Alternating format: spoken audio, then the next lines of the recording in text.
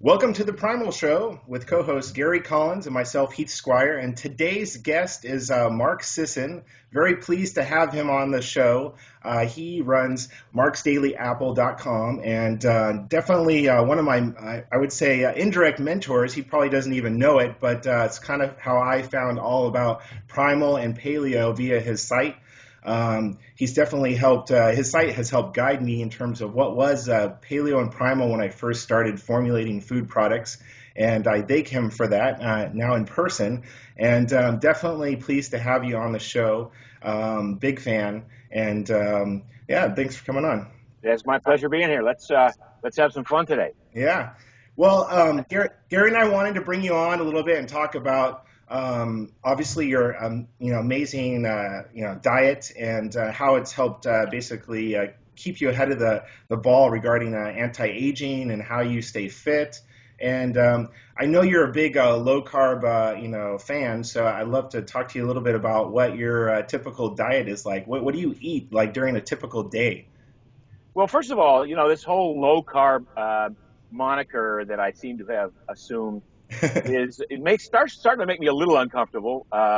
Only in that it's really about appropriate carbs. It's not so much about low carbs. It's really has always been about eliminating the crap, eliminating the bad carbs. So when you get rid of the sugar and the excess sugars and the soft drinks and the cakes and the pies and the candies and the breads and the cereals that contain refined grains and the processed goods, and you're left with copious amounts of vegetables, some fruit, and some starchy alternatives, you really are eating a fairly low carbohydrate diet compared to the rest of the world, compared to the rest of the country. So, when I say that I'm taking in anywhere from 120 to 150 grams of carbs in a day, that would, some people in the low carb movement will say, well, that's not low carb, that's high carb. And I'd say, well, that's an appropriate amount of carbs for what I want to do. And I'm right now in my path as an athlete, still evolving as an athlete at the age of 61. I'm doing more glycolytic work. So I feel, even though I'm really good at burning fat, and even though I've reconfigured my genetic proclivities, if you will, to be good at burning fat, to derive most of my energy on a day-to-day basis from my stored body fat, I still find the need to refill the glycogen tank once in a while, but it doesn't take much. I can do that with a little bit of starchy tuber added at the end of the day. So what is, long story, less long, what do I eat? So, because I'm good at burning fat, I don't eat breakfast. I wake up in the morning, I'm not hungry. And typically there's no reason for me to eat if I'm not hungry. I don't feel compelled to just have something because it's 7 a.m. and it's time for breakfast. I have a big cup of coffee and a little bit of sugar in it. Be clear that I'm not, when I say avoid the tons of sugar, appropriate amounts of sugar are okay in the right places. I have a little bit of coffee, and then I go do workout. I come back, I work through the morning, and I might have lunch 12:30 or 1 o'clock, and typically that's a giant salad with some kind of protein on it. The other day we had a birthday party here, and the caterers left a whole excessive amount of turkey meatballs, so I put the turkey meatballs on the salad. Nice. I'd never done that, but it worked. And then, I'll cruise through the afternoon. I might have, sometimes I might have a paleo-ish type bar. I'm an investor in Exo, the cricket bar company, so I might snack on a half an Exo bar or something. And then dinner is typically another generous portion of protein with some grilled vegetables or something of that nature, and copious amounts of vegetables. Again, I don't consciously cut back on vegetables. I want vegetables. I want to include them in my palette of things to eat. Yeah, absolutely. And I think a lot of people, when you talk about carbs, people don't know that for every gram of fiber, there's 1 gram of carbohydrate associated with that. So a lot of your carbs from vegetables are from fiber, and they're keeping you full, and you're able to keep in kind of that fat burning mode. And, I'm just such a firm believer in taking in more fiber and more protein. This has also become sort of a new approach that a lot of paleo people have looked at is the fiber that I'm taking in, even though it doesn't really count as 4 calories for that gram of carb, because it's it's undigestible by the body. It's still digestible, fermentable by some of the healthy bacteria in your gut. Right. And so you are well served by taking in extra fiber and feeding those healthy gut bacteria, who in turn convert that into some short chain fatty acids, which help you move about the day. So it's still getting converted into some form of usable energy.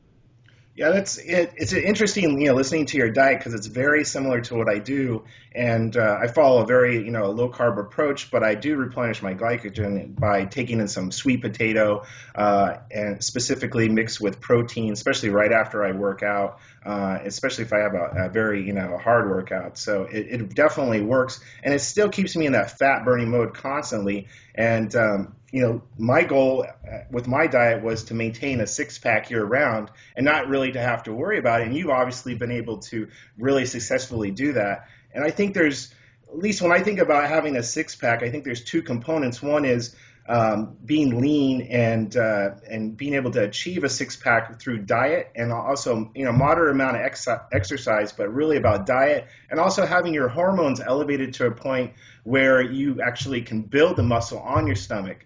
And as we get older, I think something that I constantly think about is keeping my testosterone level high, reducing the amount of estrogen, which can be done with broccoli and lots of vegetables are very anti-estrogenic. So I think that's one component. But have you found anything naturally that helps boost testosterone to keep your strength level up? Because it's something that I think all men deal with as we get older. We all know that testosterone levels decrease. Absolutely, the high-fat diet. Fat is a significant determinant of healthy testosterone levels. So you want to keep your healthy fat levels up. You want to decrease the inflammation. So you want to decrease the processed refined grains, the sugars, and all of those things that can interfere with that pathway. But seriously, the most critical component of testosterone production comes in the gym from really focused, high-level, high-intensity stuff for short bursts. This is like the magic bullet that I think a lot of people are missing. I hear people talking about, well, Mark, I got the diet dialed in, and I am walking a lot, so I'm doing a lot of low-level stuff, but I seem to be stalled, and I seem to have a little extra layer of fat, and I'm not building muscle the way I should. What's going on? And I said, well, are you sprinting, for instance? And, well, no, I haven't sprinted. Why not? Well, I didn't think it was that important. It's only a couple of, one short workout per week. I figured if I skipped that, wouldn't be any big deal. I'm doing these glycolytic workouts now that I'm doing this rope pull thing. And this rope pull thing is crazy. It's like, how many feet can you pull on the rope machine in a minute?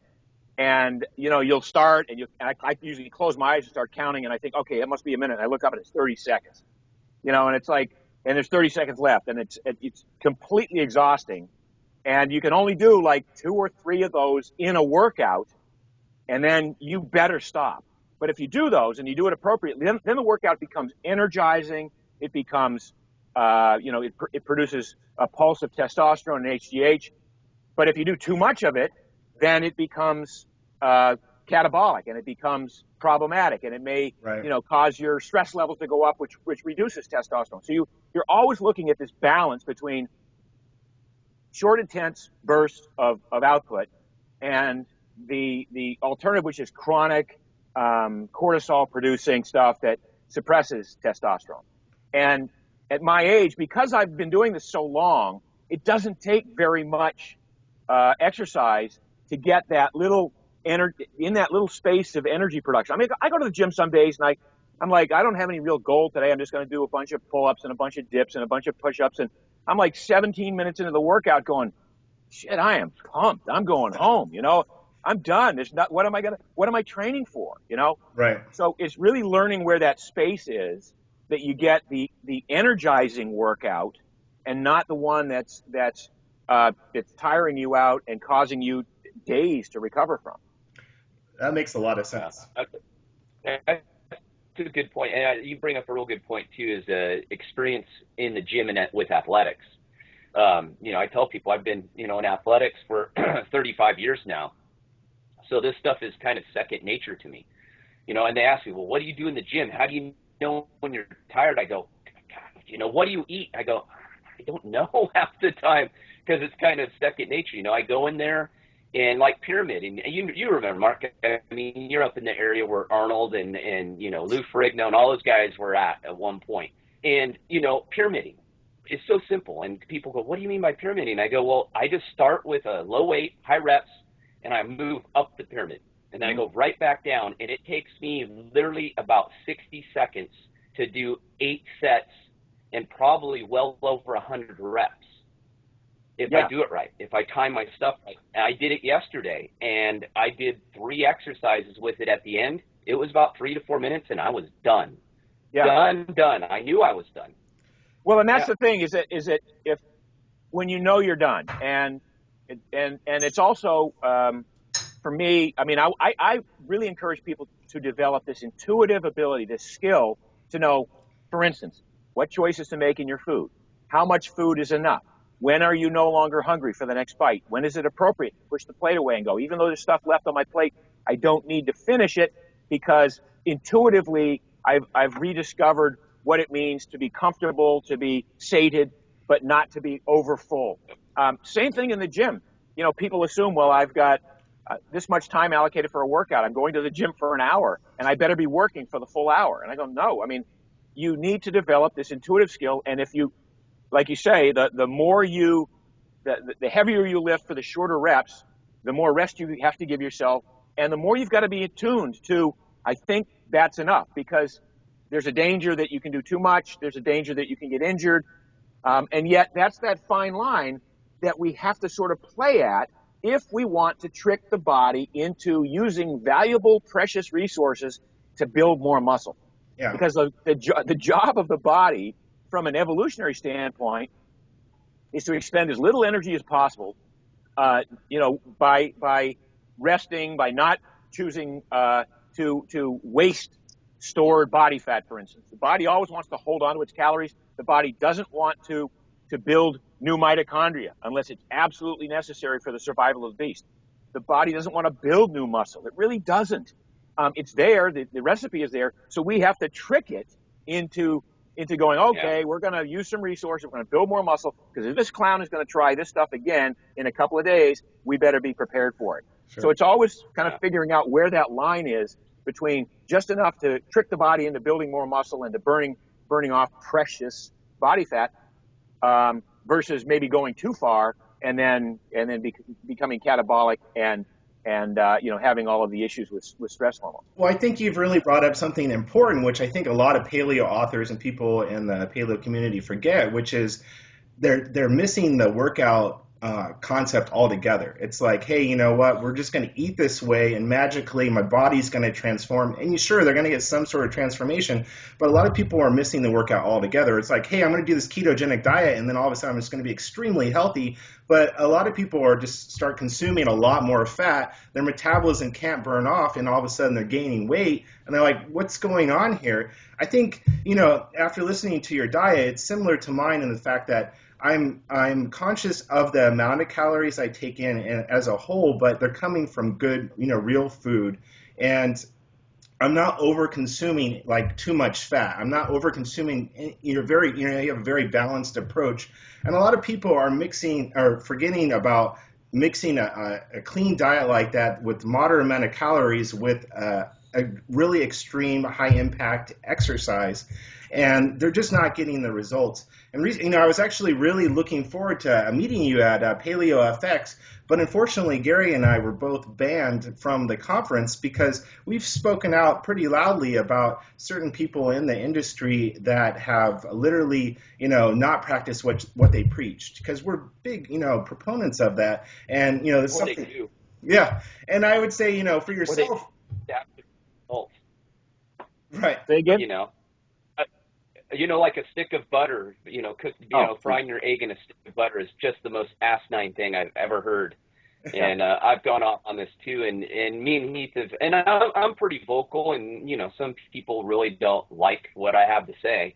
But, you know, they better respect me because I'm an expert. I come from this field, and, you know, I grew up in a town hunting, fishing, you know, living the primal lifestyle. You know, I didn't even know what primal was. I was doing it for years. I didn't even know what it was. You know, someone one day went, "Hey, Gary, you kind of live this lifestyle, you know, paleo primal." I went, well, what's that? And I started digging into it, and I thought, oh, hey, I think I am. And he's got a good point. I mean, how do you deal with that as well with these so-called experts? And it's got to be frustrating to you because, me and Heath look up to you because obviously, you've been at this longer than us, a lot longer. And these people pop out, and it's paleo cookies, paleo muffins, and I literally have no background in exercise or nutrition, but I'm going to tell you how to do it. And I really don't look all that good, and I'm not all that healthy. It is an issue for me that a lot of people who are, who are well read and who otherwise have the information somehow have crafted it in a way that appeals to a large number of people. For instance, don't count calories. This is all about becoming a fat-burning beast, and you don't have to count calories. Calories don't matter. This whole calories in, calories out thing is old science, and I have a problem with that because calories do matter. And if you're trying to lose weight, you do have to watch what you eat, because even if you become good at burning fat, you still have to burn off your stored body fat and not rely on another 2,000 calories coming off a stick of butter and a plate of bacon grease every day. And timing too. It's the timing of the calories. That's the point they don't get either. Is they say, well, I only eat 2,000 to 2,500 calories a day, but they eat it all in one basic meal, and then they don't exercise. So then they go into hyper fat storage mode right after that meal. Yeah. So we, I agree that it's, we're still in a nascent community in the paleo primal world, in the context of some of these other things that have been around for a long time. So there's still some evolution in the dietary advice given by people, but you're right. I mean, I see people who are, just not exemplifying the lifestyle either physically or through blood work that they're showing or whatever other manifestation of this. And it is disconcerting to me because if you're an expert in this field or claim to be an expert in this field, you ought to be able to show it physically and through other metrics that are accepted across the board. Yeah, I agree. Yeah. It's so frustrating for us, because Gary and I and yourself, obviously we all work out and we really care about our appearance, but we also want to practice what we preach. And I think it goes right into the foods that I make, because now we have over like 35 different products we make as a company at Julian Bakery, and they're all geared towards low sugar, low carb, high fiber, high protein. We go the extra mile, lab test all of our nutritional information at 2 different labs to make sure the macros are on point and that they match what, you can actually trust the numbers. And it's so important when you're on a diet to actually trust the numbers. And it's frustrating for me, not only from that people aren't working out or they're not acting the part, but they're making foods that are extremely high in sugar. And the sugar is destroying people's blood sugar. And then people wonder, well, hey, I'm on this paleo or primal diet and I'm gaining weight. Well, sure, you look at what they're eating. 1 bar is like an ungodly amount of sugar in there, and you're going to have a crash afterwards. Unless you time that sugar really properly, like maybe right after a workout or something like that, you're going to have a crash. You're not going to have this awesome sustained energy that we all experience every day. You're not going to have that if you take 17 grams plus of sugar and all of a sudden you're going to have a crash afterwards, regardless of what the ingredients are. Sugar is sugar. It doesn't matter where it comes from. I mean, have you seen a lot of that? And I mean, I'm sure you've seen plenty of it out there in the market with these products coming out, and they're all super high in sugar.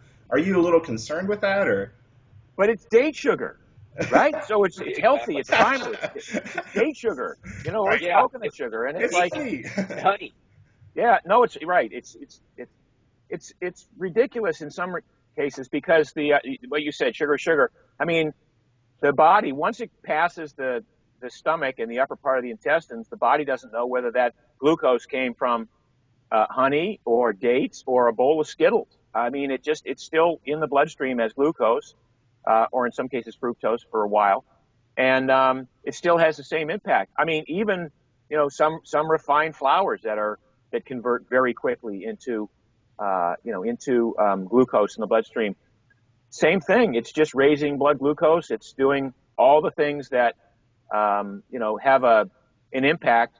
I mean, we make this statement that every bite of food has a hormonal impact on your body. So when you choose whatever it is you're eating, sort of, I like people to kind of get a handle and a visualization. Is this leptin, ghrelin, glucagon, insulin, epinephrine, norepinephrine, all these different things that are interplaying? What is it that this bite of food is going to do? And if you understand the biochemistry and you're okay with the choice, then I'm okay with your choice. But if you blindly go into it going, well, it says paleo on the label, or I just feel like eating it because I've got a sweet tooth and I haven't adapted to that yet, then you're making choices that don't serve you in the long run. And ultimately my job at Mark's Daily Apple is to educate people to be able to make intuitive choices on the fly, without guilt, without remorse, but doing so in a way that serves them not just now. And when I say serves them now, it may serve them just in terms of satisfying a sweet tooth or satisfying a minor craving or a hunger. But one or two bites sometimes is enough to take the edge off that craving and then push the rest of the pie away and say, I got it. I know what this tastes like. And eating any more of it is just going to cause problems. And the benefit to having one more bite of that flavor, I already got the flavor. I already understand what it tastes like. I liked it. It was great. I enjoyed it. And now I'm able to push it away. That's the skill that I want to teach people. Yeah, and I think there's nothing wrong with that, because you really don't need, you can just have a touch of maple syrup. But I think the problem becomes when you're consuming 17 grams or 15 grams of sugar, whatever it is in there, that all of a sudden your mind's like, hey, I want to finish all of this. So people are consuming too much sugar. I think it's a real rampant problem in all the paleo cookbooks also, because a lot of people are turning to primal and paleo to lose weight. And let's face it, in order to get to your ideal weight or goal, you have to be more stringent. You cannot be consuming honey and maple syrup. Sure, you're going to lose some. If you have a lot of weight to lose, sure, you're going to lose weight just by eating real food and following these principles. But if you want to hit your goal, you have to be more stringent. I think that point is really missed by a lot of the authors out there today. It's like you need to really make a committed goal to cut out almost all sugar. You have to go the extra mile. It's like you say you want to lose weight. Well, how far are you really willing to take it? Because you have to go all the way. I mean, I went from 220 to 187, and it was hard. I didn't have 100 pounds to lose, but losing the last 20 was probably one of the harder things I've done in my life. And that last 20 led me down to a six-pack. That was my goal. And it's like, what did I have to do? And I actually ended up developing foods around the way I wanted to look that would help me get me to my goal. And your forum was great, because I would say, what is paleo Mark Sisson? So then it would search your discussion forum on a particular ingredient I was actually looking to formulate with, and I could read all about all these discussions about that particular ingredient. It was awesome. And that's actually how I ended up, formulating paleo bread, and a lot of these different products that I ended up launching was based on, your forums and what people were talking about. And then I went and did my own research on it. But yeah, it's pretty awesome. I mean, your site was definitely, monumental when I was first launching products, and you have such a great site. Can you give us a little background on how you came up with, marksdailyapple.com, and now you have this new company, Primal Kitchen, which we sell your Primal Mayo now on our site, which is an awesome product because it goes on our wraps and on our paleo bread. So yeah. No, I mean it's as they say in life, one door opens or one door closes and two doors open. And I used to, I've been in the supplement business for a long time, making high-end supplements, initially for athletes who wanted to recover faster from their training, but not get into trouble for having used performance-enhancing substances. So those high-end supplements then crossed over into the general population, and I was selling them on television for the first 10 years of my company. And I had this model where I'd go on these talk shows and I'd talk about health, diet, exercise, fitness, nutrition, you name it. And oh, by the way, I have some great products here and I sell those. And my company grew very quickly as a result of that television exposure. But then that model dried up, and it just television retailing sort of went through a period where it just ceased to work anymore under in the old infomercial days. So what am I going to do? I know I'll try my hand at this blogging thing. This sounds like fun, and I'm pretty good at creating content, and I've got some ideas and some opinions I want to put out there. And I'll blog every day for a year, and then at the end of a year, I'll have written everything there is to say about diet and exercise and health. And what do we call it? Well, my name, marksisson.com, was already taken. So my editor at the time, she said, well, people like apples, and it's going to be daily, and it's you, so let's call it Mark's Daily Apple. So it was kind of a little silly little thing that when you're in the land grab for URLs back in the day, it was available. I took it, and it's become, and this was 2006, so we're going on 9 years now. And I started writing about things that interested me, but paleo was one of my strong interests. And over the first year or two, I developed this kind of life way that became the Primal Blueprint. So when I started Mark's Daily Apple, the Primal Blueprint didn't exist as a concept, but I used the blog, and I used comments and forum participants to kind of, do my surveys and to ask questions, put it out there and see what people thought about it.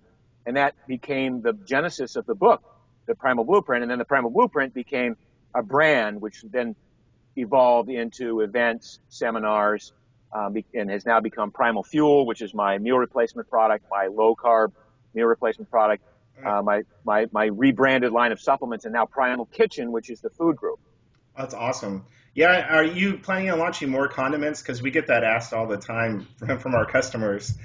Absolutely. We have 6 different salad dressings that are in R&D right now. But the traction on the mayonnaise has been so spectacular, not just from the end consumers who love it, but the retailers who are really loving that the sell-through. I mean, it's amazing how quickly we've grown since we launched in February. So the retailers are saying, before you go do any more condiments 2 aisles over, let's get 2 more flavors of mayonnaise on the shelf right next to it. So now we've got 2 flavors. That makes sense. Yeah, so we've got a garlic aioli and a smoky chipotle sriracha mayo that are coming up in the next 4 months. Yeah, it's been really cool to see each one of our orders. Because my buyer just keeps sending these orders over to you, and each one's bigger than the next, and it's just really grown with our site. So it's very cool. Well, what's interesting, and it's the whole reason behind Primal Kitchen Foods, was that when you do eat paleo, and you cut out a lot of the stuff that you used to eat, you cut out all the breads and crackers and cookies and cakes and cereals and pasta, you're left with a list which has 5 different kinds of meat. Gary, maybe in your case, 12 different kinds of meat if you're a hunter, but squirrel and other varmint. That's where I draw the line. Yeah. But and how many kinds of fish do you eat, on a regular basis? And, name me more than 18 vegetables that you ate last year. So what makes the difference in all these, even though they're wonderfully sourced, locally grown, whatever, what makes the difference is what you put on them, the sauces, the dressings, the toppings, the spices, the herbs.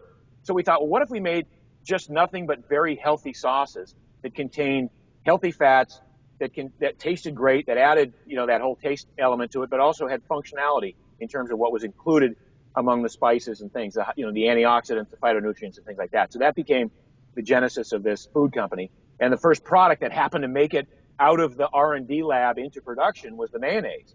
And rather than wait to have 5 different SKUs, we said, well, let's just see what the traction is on the mayonnaise. And it's been off the charts. Oh, that's awesome. Well, we're looking forward to having much more of your product on our site. So it goes well with all of our products. Yeah.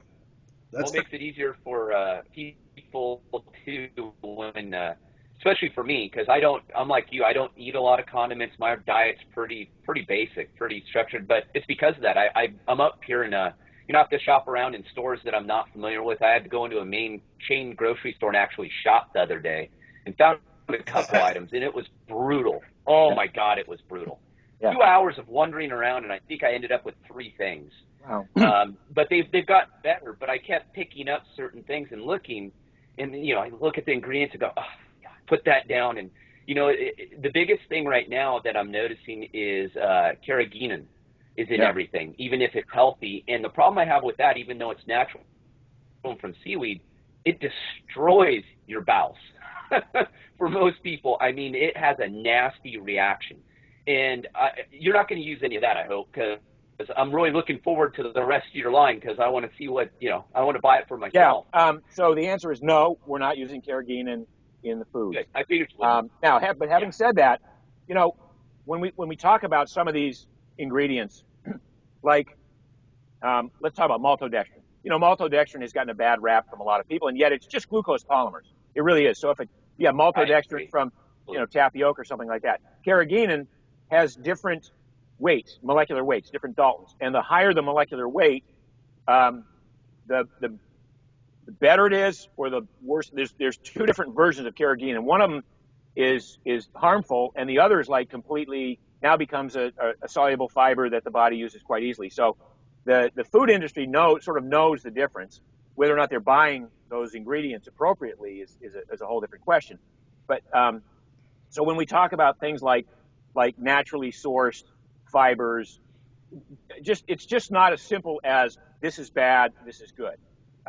It's like that maltodextrin question. Yeah, a crap load of maltodextrin probably isn't going to help or going to hurt you, but a little bit probably isn't going to hurt you because it's just glucose polymers, but it has a bad reputation. Same with carrageenan. Carrageenan, they literally use it to induce cancer in mice at a certain molecular weight. On the other hand, if it's been refined and gone through the appropriate processes, it's you've got different choices of stabilizers and things that people put in food. Guar gum, is an example. So guar gum, people have an issue with guar gum. It's a naturally occurring substance, comes from beans. So just be a little bit mindful. Now, I promise there'll be no carrageenan in any of the food products. But when we have this discussion, we do sort of want to talk about the reality of what people are afraid of, and how, and knowing which of these ingredients are horrendous and which are innocuous. Yeah, Gary speaks about walking into a store, and I walked into a Vons yesterday, and for one, it's neat to see what you and I are doing, Mark, with food and how that's driving the change in the industry. I don't know, and I'm sure. I don't know, there's really no more rewarding thing to me as seeing paleo bread next to some completely unhealthy bread on the shelf, or now our paleo coconut flakes on the shelf next to Cheerios. For me, that's the most rewarding thing ever, because it's like, hey, we're helping to change the way the masses eat. And, we do that by educating, and like your forum is such a great place. And I really encourage all of our, fans and followers to check out your site and Gary's site. Both you guys have tremendous resources for education, and it's well beyond just recipes. It's actually, gets into the nitty gritty of how to really lose weight and how to be healthy overall. And on that note, I would say something that I'm really troubled with lately. I don't know if you've seen this, but there's a new ingredient making its rounds into a lot of food, and it's called insoluble corn fiber. It's made by Promitor, and now many companies like Quest and many bars and many food products are picking this up, especially vegan products. And this ingredient is very dangerous. It's derived from GMO corn. It's actually distributed by Tate & Lyle, same people that do sucralose. But it's kind of troubling, that GMOs are really that prevalent, and it's a primary ingredient in a lot of these food products. And it's troubling because so many products, especially at Expo West, I saw it in so many products. That's that isomalto stuff? No, it's actually different. It's a completely different ingredient. Okay. Yeah, isomalto can be derived from corn, but it can also be derived from tapioca. I have no problem with isomalto. That's why I was asking. Neither do I. We use it in our paleo protein bar line. But this corn fiber is troubling because I did the research for it, and it's derived from GMOs. It's just one more place where they're sneaking in this ingredient, and it's troubling what they're doing in the food industry. Yeah, I haven't picked up anything in a store that had that on the label yet, so maybe I've been shielded from it. I've been sheltered from the bad stuff. Yeah, because I'm not aware of that. I'll check into it though. Yeah, it's an interesting ingredient. It's in the two new Quest flavors, chocolate mint and s'mores. What do you think the purpose is? It's a binder, so it Yeah. binds the other ingredients together. It makes the bars pliable and chewy, so it's definitely a primary ingredient. And this is something to be wary of because a lot of food manufacturers, they don't ask the extra question is, hey, is this derived from a GMO source? And for me, that's the first question that I ask. So, Right. and then getting them to document it on top of the fact, hey, where does this really come from? Well, the non-GMO verified process is a very difficult process for a lot of manufacturers. So when you say, do you have the certification from it? We're undergoing that. So we use non-GMO in the Primal Kitchen stuff right now, but the process of I can only promise you it's not right now, but the certification is a long, lengthy process. We're the same way. And when you keep launching new products, you have to keep changing the list that's submitted. But I mean, we do our part by, doing the research and getting all the information from the manufacturers, and eventually we'll be there also. Because, we try to use organic ingredients in, wherever we can. Some ingredients are very difficult to come by in the quantities that we need, and it makes it very difficult. But whenever possible, we always go organic. Do you have any other things other than condiments coming out? Do you have any new books or? Well, I have 6 books in the pipeline. Oh, geez. Seriously, yeah. One of which is mine, Primal Endurance, coming out in a couple of months. Awesome. My wife, still working on Primal Woman. We've got a book coming out in a couple of months called Fruit Belly, which was written by an author that we met in Germany. It's already been a book printed in German. We bought the U.S. rights. So Fruit Belly. This is about people who think they're on a program to lose weight by increasing the amount of fruit they eat and what happens as a result of that. What else? The banana girl eating 100 bananas a day. It's so. You gotta love the banana girl, Mark. Yeah. I never see them all. I'd like to please her eat all these bananas on camera every time she eats, and I want to see what she looks like 30 days later. Because I've looked at her and I'm all, she's not eating bananas all day. Or Durian Ryder being an endurance athlete that is, running 20 miles a day and is like, hey, I'm eating all this fruit. You're going to lose weight too. Look at me. It's kind of ridiculous. Well, here's the thing. When I was an endurance athlete, I weighed 25 pounds less than I weigh now. And I ate mostly carbohydrate. So absolutely, if you're an endurance athlete and you're burning up all that sugar all day long and you haven't become good at burning fat and you're depending on sugar, then you can make the argument that you have to drive sugar into the muscle cells. But that is not a sustainable lifestyle for anyone but somebody who doesn't have a job, who doesn't who lives hand to mouth and rides a bike 100 miles a day. It's just otherwise not sustainable for the average population. So sure, I mean, if you want to, as a parlor trick, I could be slamming down blenders full of date and banana shakes all day long, but then going off and burning it off. But I got a life, and I want to be healthy, and I want there's a lot of other things I want to do. So yeah, that's what I have to say about that. No, so the Fruit Belly really hones in on that message, like, hey, you can consume all these smoothies and lose weight. I mean, I think it's brilliant, to be honest with you. I think that's a good idea. No, I bought the book. I bought the book just on the basis of the title alone. Wow, why didn't I think of that? No. So, and then we've got excuse me, I'm losing my voice here. I've been doing a lot of interviews. We're launching a franchise restaurant in a couple of weeks. Primal Kitchen also will be a franchise restaurant concept. So we're going to sort of low key on that right now, but we'll be making that announcement. I'm already making the announcement, aren't I? Yes. Thanks. But we'll be sort of rolling that out in a month or two.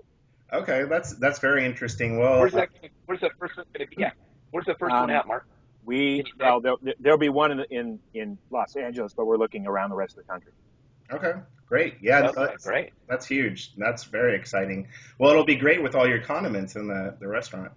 Oh yeah, it's all synergistic. Oh heck yeah. Oh, that's very cool. Well, yeah. Make sure look at the Spokane area, Mark. The Spokane area, that would really help me out.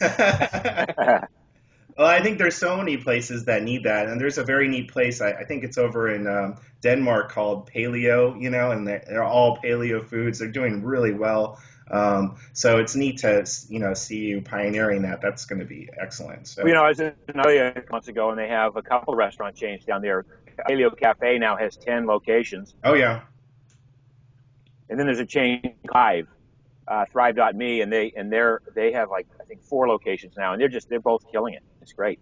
There's a real traction in Australia for paleo. Yeah, it's interesting. Okay. As our products go around the world, like the wraps and the bread, and it's neat because we get to see actually firsthand where the hot pockets are. And Hot pockets? You're going to make hot pockets? No. Yeah, don't say hot pockets. Hot pockets of paleo, communities, and I wish I could make a hot pocket. That would be great. Maybe I could. Who knows? But actually, our paleo pizza crust, believe it or not, you can make a hot pocket with it. There you go. But Australia is like you said, is just really growing. I thought the UK, it's very, I would say, in its infancy, but it's definitely growing fast there also, and Canada, a little bit. So, yeah. But yeah, Australia is huge. I think, have you met Pete Evans? I think he was at my house about 3 weeks ago. Yeah, and we shot a couple of shows with him. He's a really nice guy. Awesome. Yeah, he's doing a great job down there. So. Yeah. He's going against the grain, literally and figuratively, with a lot of their health authorities. But somebody's got to do it, right? Absolutely.